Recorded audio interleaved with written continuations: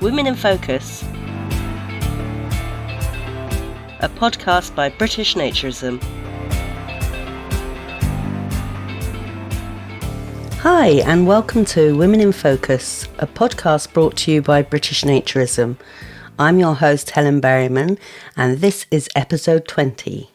The naturism season is fully upon us here in the UK. Plenty of events already under our belts. Naked Heart walks on behalf of British Heart Foundation. A couple of festivals, and the big one we're looking forward to is Nude Fest, which is happening in Somerset. And it starts this coming Monday the 7th of July. Go on to the website to buy your tickets and join in with our most awesome annual festival. If you can't make Nude Fest, there's also the Everybody Festival. That starts on Monday the 4th of August. For details on all of the events British Naturism has lined up for the summer, just go onto the website under calendar and events, full list of what's going on. That's bn.org.uk.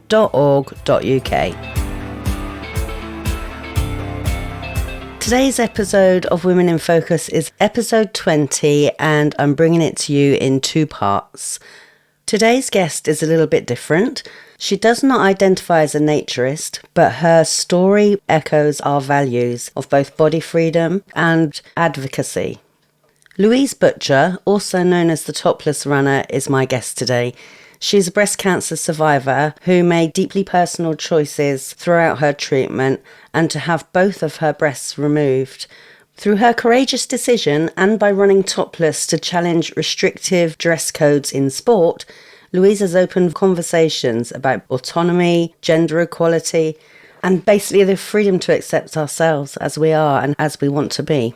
Louise's story is incredible, and I can't wait for you to hear her perspective and the motivation behind her extraordinary campaign.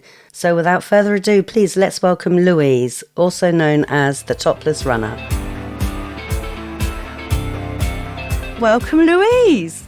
Oh, Helen, thanks for having me on. Your podcast is everything I'm about, totally. I've been meaning to get in touch with you for ages, and I've seen bits and pieces of what you do on social media, and I saw your TV on this morning, I think. Yeah, this morning. Yeah, that was brilliant. I love that. We'll talk about that a little bit later on, because I've got loads of questions. Louise, can you start from the beginning, please, in regards to your diagnosis? Yeah, so I suffered with health anxiety for most of my life because I'm ADHD, so I've got OCDs, and I didn't really understand where it was coming from. So I used running, probably seriously about 4 years ago, and before that on and off, just to manage the symptoms, which was constant thinking, overthinking, worst case scenarios. And so over there, I was always checking my body and things like that. And I'd had counselling for health anxiety not long before I started running. And it calmed down a little bit. But I did want to just check because I didn't like doing self-checks. I was always worried I was going to find something. So I did them, but I never really had a really good doubt. So I got a private mammogram because I hadn't been called up on the NHS. And that was in 2022 March. And that came back clear. Totally clear, nothing on there. So because of that, I had the confidence to really go in there because I was like, I'm just going to really check now because I know there's nothing there. And I had a really good doubt. And that's when I found a little tiny thickening on my left breast, which would have been in 3 weeks after April, really. And I was like, oh, it can't be anything because I'd had this clear mammogram. But I did go to the doctors anyway, thinking it might be a cyst. And she said, oh, no, it's fine, it's nothing. But because of my history with health anxiety, for peace of mind, she sent me to the breast clinic. And that's when they did an ultrasound and they found 5 areas, abnormal looking tissue. And then I found that I had lobular breast cancer, which is really hard to see on mammograms, which is why it didn't show up. Right. Yeah. So that must have been a hell of a blow, like from going from like, oh, that's clear to, oh no, by the way. Well, I actually didn't believe it at first because I was like, that can't be true. Because obviously at the time I had the ultrasound, they did biopsies there and then because they were worried. You can tell when a sonographer's thinking, this isn't right. And I actually said to her, does it look normal? And she said, no. But even then I was thinking, it was clear. Couldn't have grown in 3 weeks because I'd never heard of lobular. So I didn't even understand it wouldn't have shown. I think most women do think that everything shows on a mammogram. So even then it was like, yeah, I've still got the letter saying it, I was free of breast cancer, and it was like a joke. Thinking I had this letter, and then 3 weeks later I've got breast cancer, and it wasn't a small breast cancer; it was 5 centimeters. Oh, goodness! And it was right close to the chest wall. So some breast cancers can be 1 millimeter and spread, and others can be bigger. But usually, when they're bigger, is when they're a bit more worried. Yeah, it was massive shock. Right. Yes. So I don't know what lobular cancer is. Tell me. Tell me what it is. So it's the second most common form of breast cancer. The second most common. So the first is ductal, and the ductal breast cancer it forms in the duct, the milk duct, and lobular forms in the lobules. So that's where the milk made, and the ducts are where it travelled down to the nipple. Right, gotcha. So it's just the cancer that's in a different area or in a different thing. But the difference between lobular and ductal is that lobular doesn't have the protein that sticks the cells together to form a mass. Right. So ductal is usually a lump or a mass. And that's why it's seen on mammograms, whereas lobular grows out in like lines because it doesn't stick. And that's why it's bigger, and that's why you can't see it because it's in and out. And so it's like a spider's web. Right. Yeah, and that accounts for 15% of breast cancers, and ductal accounts for 85%. So even though it's a smaller amount, it's still the second most common, which shocked me because I hadn't heard of it. A lot of women hadn't. And then obviously they think, oh, I've had my mammogram, I'm totally fine. And then obviously I've done so much research into it and found that so many women had been found with it, and it had got really large because it hadn't been seen. So apart from you found a really small lump because you taught yourself how to examine, how would other women who aren't confident or aware of how to self-exam, like what do you look for? You know, it's not just your boobs and, Yeah, I mean, I didn't have any other symptoms, but one of the symptoms of lobular is it holes in the skin, and that usually can be near the nipple. So the nipple can go inward, an inverted nipple. I know a lot of women whose nipples were inverted, but that's when it's growing near the nipple. It depends where it's growing. If it's deep within your chest wall, there's not much, unless you have a really good dowel. And then it's difficult to feel it because there were 5 areas, and obviously the little bits that were bigger were like the sort of where it had grown. And then the little bits in between were like the spider's web. And they were even hard to feel, even when the surgeon knew where they were. So it's quite difficult. But it is pulling in the skin. So I suppose if you lift your arm up, it'd be puckering there. Yeah. Yeah. Okay, I've heard that before. So something to look out for. Okay, so we got your diagnosis. So what was the next conversation? What was the treatment plan? So the treatment at the time, originally, the surgeon said a lumpectomy. And I'd done a lot of research into thinking, actually, lobular doesn't have clear margins. So when they find a cancer, say ductal, the margins will be sort of like a certain amount of millimeters around the cancer area that they'll take out as well. So there's no cancer cells. But obviously in lobular, you don't really know where they are. So it ended up that usually in a lobular cancer, they end up taking the breast off because they don't know where it is. So I had the left breast off in the June 2022. And then I was left with one. And I thought, I don't want one. But you take the other one off, please. Okay. And they went, no. Oh, no, we're not taking the other one off. The NHS will not take off a healthy breast. So that's the end of that. And I'm not having one breast because I wanted both off. Yeah. For a lot of reasons. 1, for symmetry. 2, for every time I looked at it, I was thinking if it doesn't show on scans, it might be in there. Right. 3, it just reminded me what I'd left on the other side. So there were a lot of reasons I wanted that flat. And I've had to advocate for that. And I know a lot of women do advocate who get that done because it is an actual no that you're told. Because I think they think one's better than none. Right. Which makes no sense to me, but it isn't to me. It might be to other women, but it isn't. And then obviously you'd have to wear a prosthesis on the other side too. And I did wear one for a little bit while I had the one. I had it for 8 weeks. And it was really uncomfortable. I kept checking to see if it was in the right place. And I just thought, I can't be doing with this. Just another added stress. I know it's an added stress. Yeah. And I was thinking, why am I doing this? Didn't make any sense. In the end, the surgeon had to go back in on the left side to make sure it hadn't gone into the chest wall, which it hadn't. because they thought it might have spread. Mm. And at that time, because I admired so much, they took the other one off at the same time.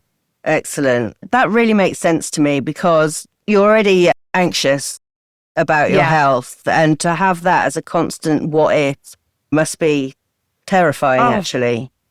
I couldn't imagine if I'd have kept that one. It just would have been a constant worry.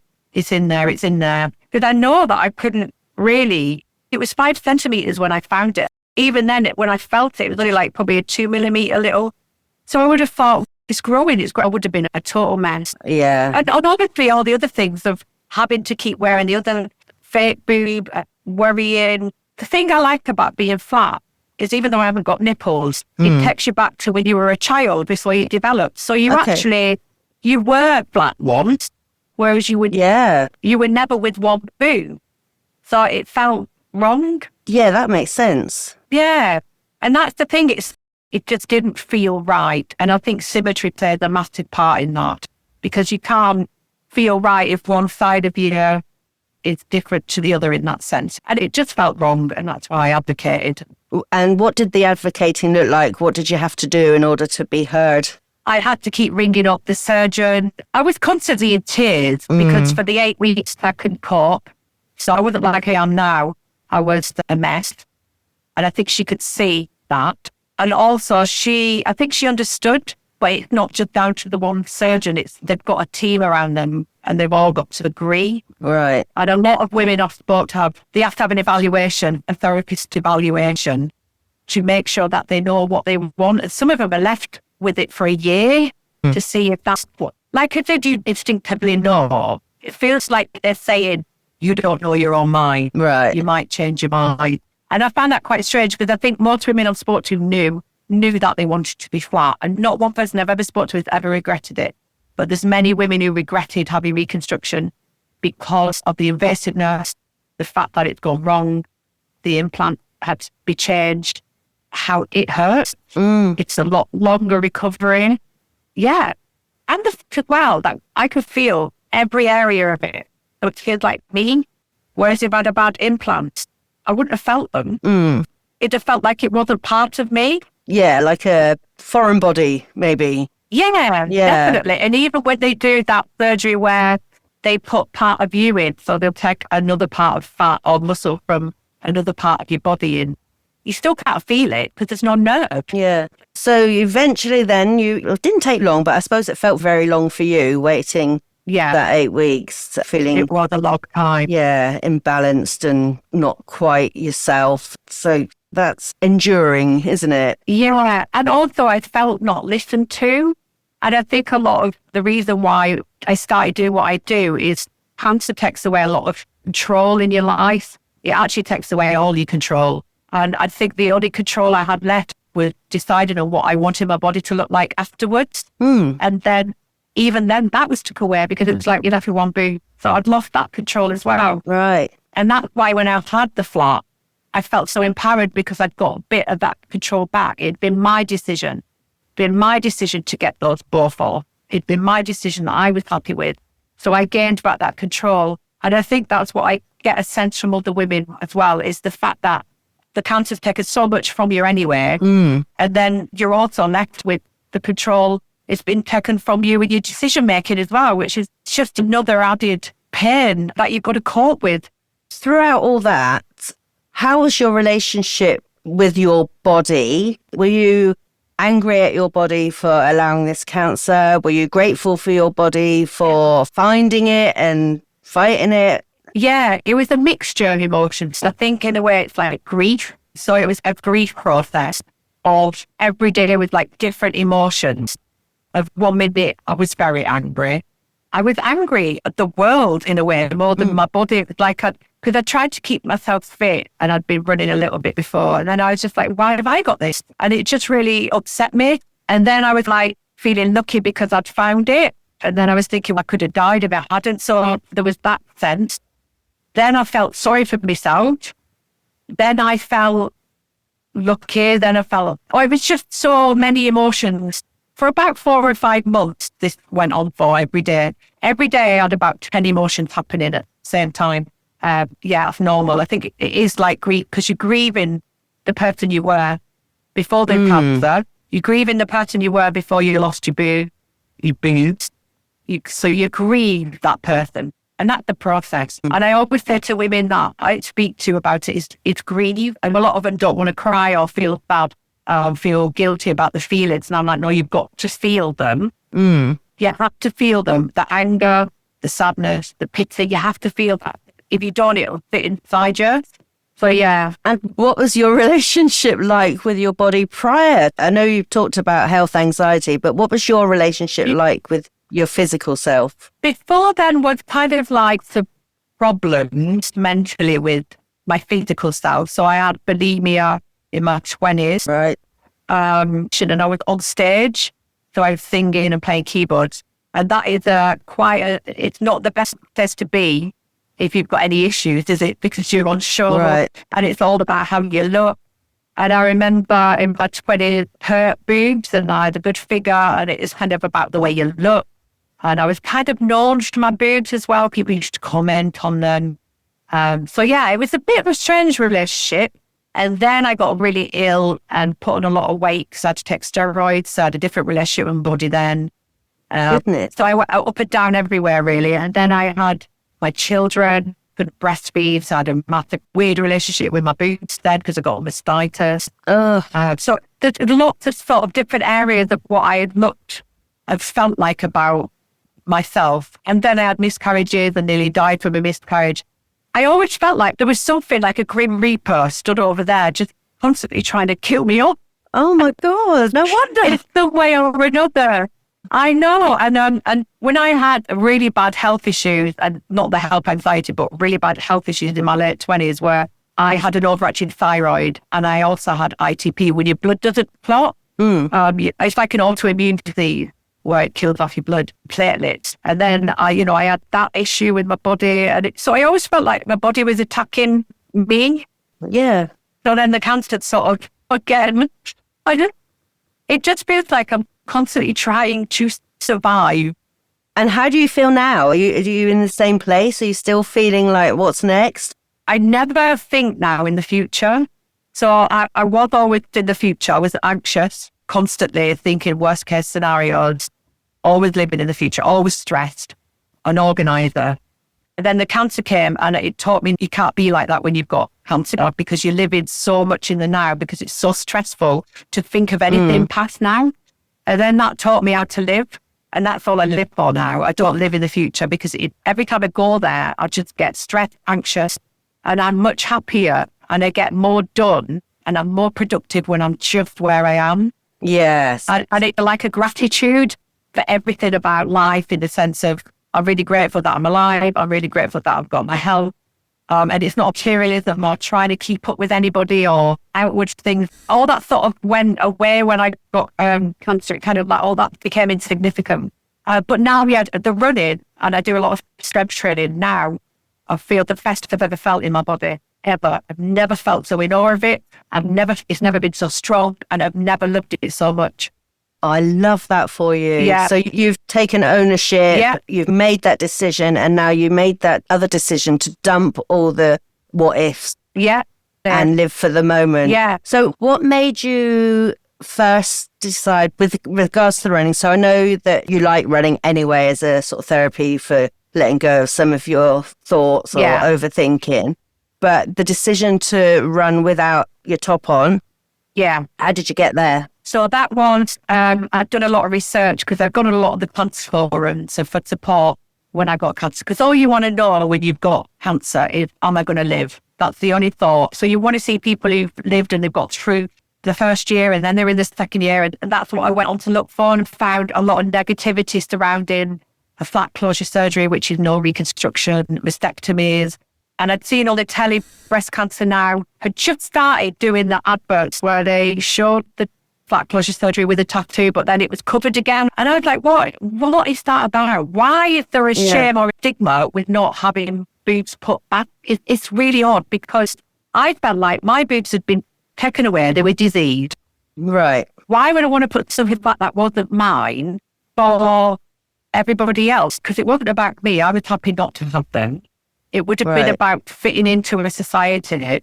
And then the more I researched it, the more I found that that was true.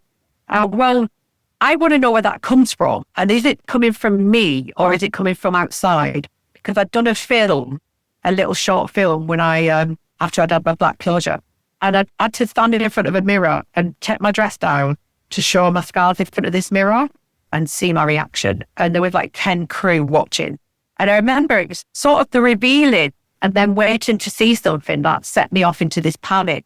And I had this panic attack, and it was from me, the pity, because it was the way that I was holding that anxiety that I didn't have them. Whereas if I'd have walked in, showing my scars and going, hey, all right, mate, all right, guys, it wouldn't have been there.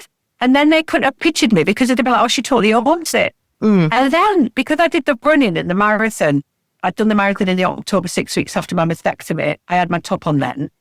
And I thought, well, if you add that with the strength of running a marathon, the discipline, the resilience, the power, how's that going to question it? How's that going to challenge it? And that's why I did it. So I thought, right, so I'm going to run this marathon topless to find out whether it's coming from me or outside. And then the last 2 years have kind of answered those questions. Love that. Yeah, it was like an experiment. Yeah, and it's one that's paid off for you because you've claimed back ownership. It's yours. Yeah. It's your decision and your right to do that. Yeah. But how is society with you on this? What was the reaction when you first went running without your top on? So I would have said it was kind of what I envisaged. Yeah. I wanted it to be negative and positive because I knew that was in people's heads. It wasn't, I was thinking, oh, everyone's going to think it's amazing. But I knew that's not true. It was kind of like it had to be shown more. So I knew there was probably about, at the time, 70% positive, 30% negative. And then obviously on social media, you get comments and you get the discussions and you get people jumping in. What's in people's heads is then written down. Perfect. So that's what I wanted. And then also I wanted to show that sort of in psychology sense. It's the people that were saying the comments like, we don't need to see this. I don't want to see this. This is gross. It's about the projection of their insecurities they project onto other people. So it's kind of like, well, that's not me that's got that issue. That's you. So then you're going into that whole area, which is, I love that area of why people think the way they think. Yeah. And obviously some family members didn't like it either. And my husband's family were happy, even happy with the way that I live my life now, in the fact that I was like, I'm living in the now. They all thought that was silly. And that's the way they think. It doesn't mean that it doesn't work for me. So it brought out all of that as well, which is why I think it's so relatable, because it's not just about me running around topless. It's about all the messages that's sending out, isn't it, in society? Yeah, and opening up conversations that people wouldn't necessarily have. Yeah. It's similar to me in as much as I'm an actress. Yeah. So, I choose to do things without my clothes on often. I don't do running. I can't. But, we're considered as unusual or weird. Like, why would you want to do that? Yeah. We don't want to see that. And it's not about being seen per se. It's about doing what I want to do because I don't want to wear clothes. Yeah. Why should I have to wear clothes and label myself by what I'm wearing? So it's about removing all that. Yeah. But again, it does spark off these conversations like, why do I want to be naked? Why do I want to go on a naturist hike?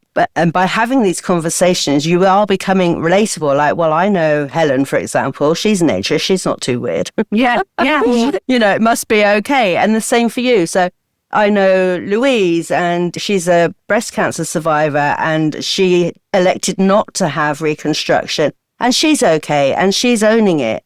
So I imagine you are doing so much good for women worldwide who have to face this and don't know where to go. And society, I gather, will try and influence you into making a decision based on what society sees as beautiful. Yeah.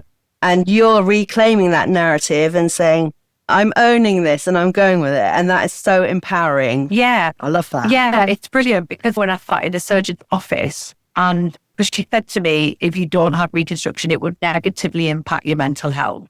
And that's not from her opinion. That was from the research, obviously old research, before I came along.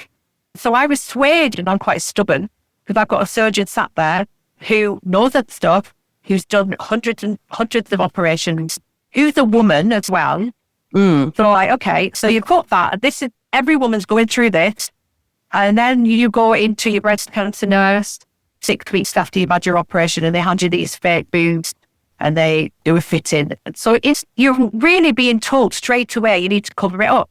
You need to cover those scars up because they're not beautiful. They've saved your life, but we don't want to see them. So, and to fit into society, you need to have under your shirt some lumps there, because that's pretty much all they are, because you can't feel them. And they haven't got nipples on the end. So what? It's a useless function for you now. What are they? Because they're useless. And you're having to cope with moving them around so they're in the right place and they're sitting in the right, so they're not wonky, which is making you paranoid. Because you're paranoid then, aren't you? Like, you feel vulnerable. Yeah. You feel vulnerable then, because then you know that you're hiding something. As soon as you hide something, you're vulnerable. Right. Brilliant. Love that. If you open it up, there's no vulnerability. So then straight away, these women are going into this, straight away they're told that. And unless you're really strong-minded, that's hard to go against.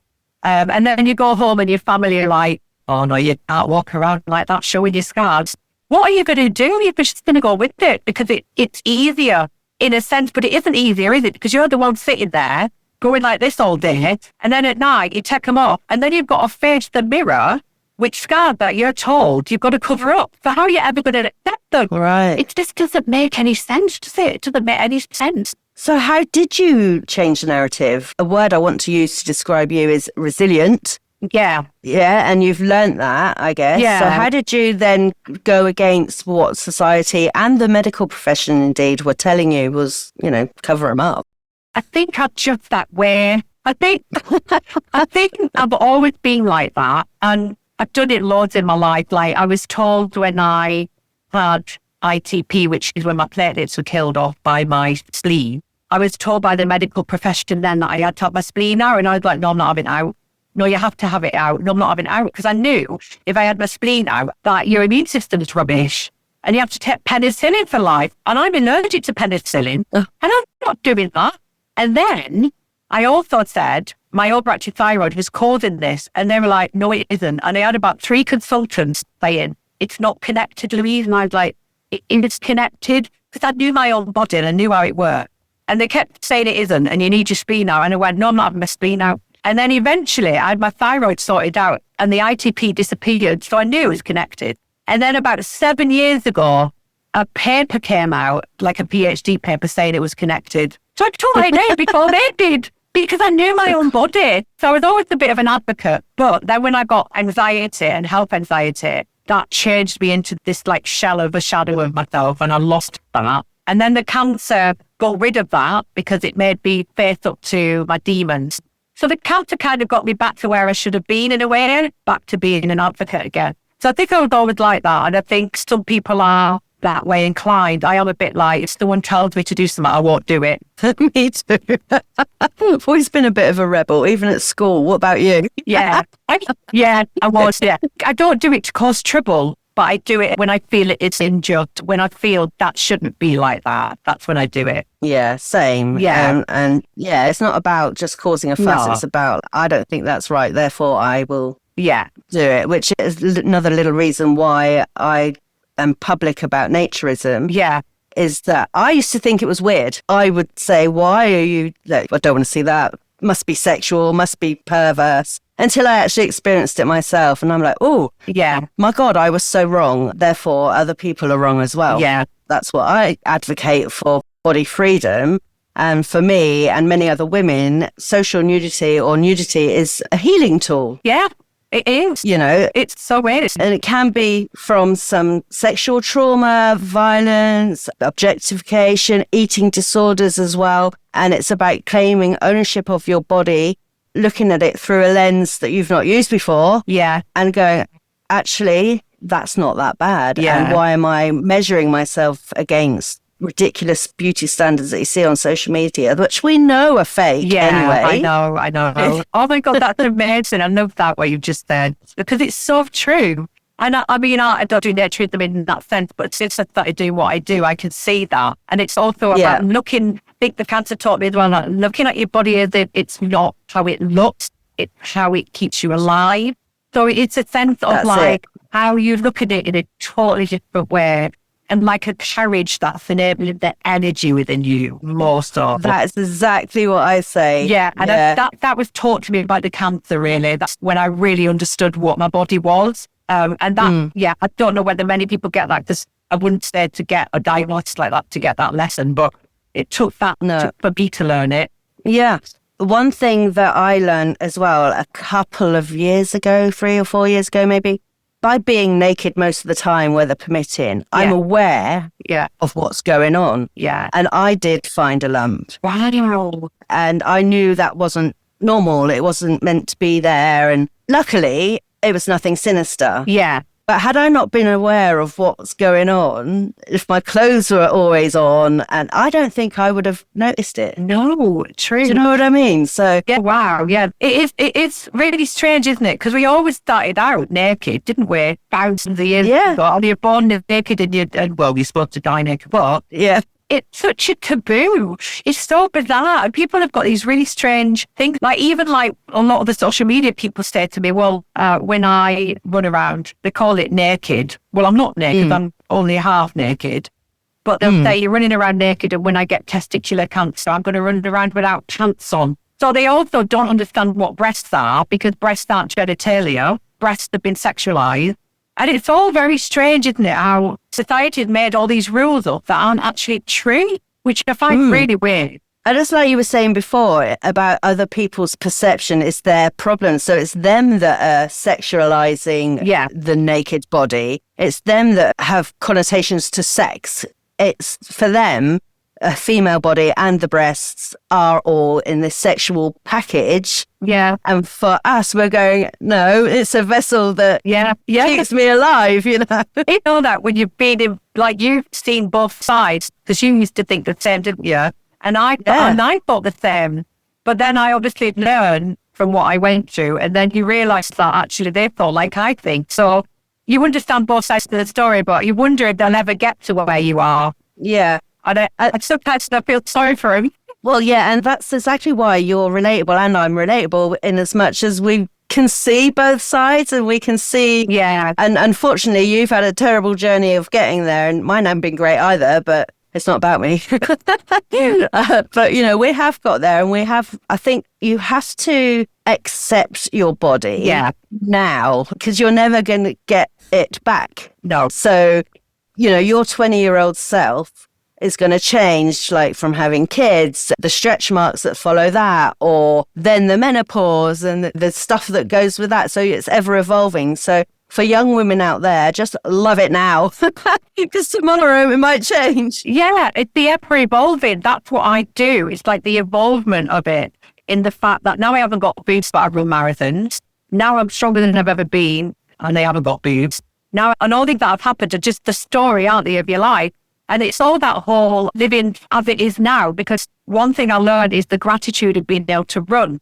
Because how do I know next week I'll be able to run? It's like you take it for granted, don't you? And I did care for a while, which really taught me so much. I think everyone should do care. I did for a little while. I think everybody should do it in their teens, to learn that, you know, it really teaches so many lessons, doesn't it? And one day, if we're lucky, we get to that age, we'll be the same. Why are you worried about the way your body looks when you should be really thinking, oh my God, I can walk? It's just really weird, isn't it? But I think, you know, what you go through in the life experiences that teach you these lessons, isn't it? Yeah. And for you, throughout this, did you start to like, and this is a weird one, because you start to question your own mortality, like you could die at any minute. Yeah. But you can't have that eat you up either. No. And you've got the best attitude. You must have thought about that. Oh my God, like I could die tomorrow. I think what was really ironic about that whole thing is I thought that my whole life would help anxiety. So I lived in that constantly, even before, because I've been ill so many times anyway, but even when I wasn't ill, I thought I was. So I was constantly thinking I was going to die. And constantly thinking I was going to die meant I wasn't living in those moments. Yeah. So I wasn't living. I might as well have been dead in that sense. And then what was ironic about it is that when I did get the cancer and it was like slapped in my face. Oh my God, you actually could die. It was a bit like a really, like the harshest teacher you've ever had, but they're the best teacher. It was like that. And that's when the whole health anxiety disappeared, because it was kind of like it teach me confidence that I could get through something so traumatic, which is what health anxiety is. You don't think you're going to be able to cope. Right. And I did cope. It was hard, but I coped. But it also teaches you to just live. And you're not living if you're in the future worrying. You're not. I don't care what anyone says. You're only living if you're in the now. That's the only bit that's living. If you're in the future, it doesn't exist. The future and the past don't exist. They're all in your head. And I know because I read about the power of now. It's the only thing that is in time, because it doesn't exist time, it's in layers. It's the now, and it's just layers, the now. But I was always thinking in the future in my head. So I wasn't living. And nobody is there in the future. So this whole planning, which is great for some things, but if you're constantly always thinking ahead, you're not living, because you're living in your head. So that kind of a massive lesson I learned from getting really seriously ill. Yeah, and it must be so freeing now. Oh, it's so freeing. Because I'd lived like that all my life. Even as a kid, I was constantly fretting about the future, constantly worst case scenario, what ifs. So it stopped me doing things, because I was always worried about what would happen. So when I actually started living in the now, it's why the last 2 years I've done so much. It's because I've just gone, I'll do it. I've been very impulsive. I haven't thought about what could happen. And then when I went and did it, loads of amazing things happened. And all the worry and stuff that I would have thought would happen was just my thought stopping me doing it. Yeah. They constantly putting obstacles up. Well, I can't do it with this, and this. And obviously counselling I had helped, because the counselling teaches you how to think more positively and how you think in not worst case scenarios. So yeah, it's a mixture of things. But yeah, I would say for anybody to read The Power of Now, because that totally changed my life.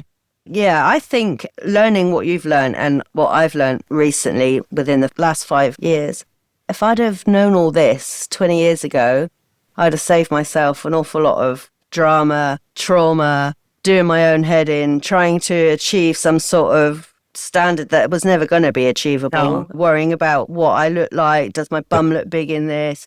No, my skin fits me. Yeah. Do you know what I mean? Yeah. I don't get a muffin top with my skin on. Yeah. I know. That's the thing I think as well. But I think it's like youth wasted on the young, isn't it? And I think if someone had told me these things when I was in my 20s, I'd just gone, oh, whatever, yeah, ma'am. Yeah. I think you can only really gain the knowledge and the growth from the experience. So I think if someone could just take on board some of it. But I know for a fact if I'd have been told, if I had been me, if I was 20 and someone like me came along and started waffling like me, I'd be like, go away. Shut up. I'd be like, yeah, whatever. Yeah, it won't happen to me. Yeah, because you're totally invincible, aren't you? Yeah. So it would have been like, whatever. I mean, I used to like, in my 20s, just smoke and running. I've just been like, yeah, it's just funny. But anyway, we learn eventually, and we're living our best lives now. Yeah, and that's what counts. Because some people never do, and that's what counts. It's like you do at some point. Yeah. I'm going to ask you something about nudity. Yeah. Would you consider doing a naked run? Do you know, it's funny, but since I started doing, especially the photography I do, so I do a lot of photography with this guy, he's so talented. It's on my Facebook, and a lot of it is naked.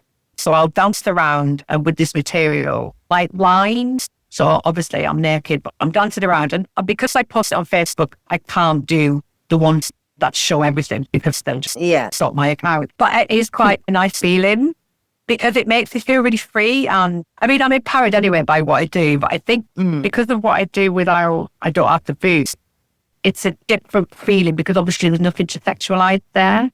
There's a scars on sexualized. But obviously down below, a totally different thing. But I get that sense of that feeling. But the running, I don't know. It's something that really brave for me. It would be really brave. That would be one of my massively high bars of bravery. Right. Well, I'm going to challenge you then. Oh my God. And I love challenges. I love them. Right.